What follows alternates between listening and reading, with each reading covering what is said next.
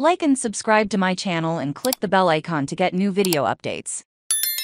Jalopnik, the cult of cars, racing and everything that moves you. With over a century of history, it should come as no surprise that the Indianapolis 500 has amassed an impressive list of records, legends and myths that accompany the grand scale of the race. Today we look at some of the strangest firsts that have been made have taken place at the track, from the first rider to finish both first and last in the 500cc race, to the first 500cc race ever held on a Sunday.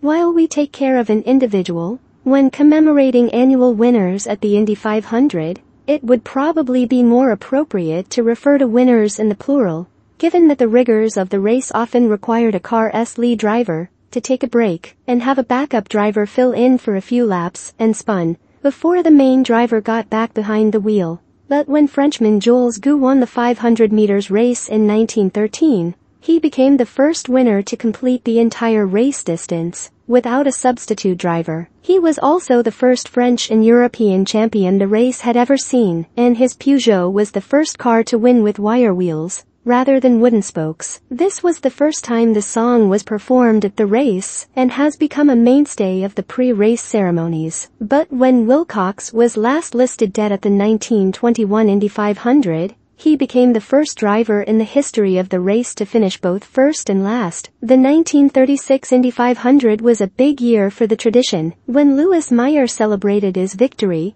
he did so with a glass of buttermilk, which has become an inseparable post-race act for modern winners. Meyer was also presented with the now legendary Borg Warner Trophy, first presented in 1936, and was also the first driver to take home the pace car as a prize. However, while it can be difficult to predict that every rider will take the lead at 500 in any given year, the sheer speed of the three qualifiers on the front row generally means that one can safely assume that one, if not all, of them will lead a few laps at some point. In 1958, however, all three front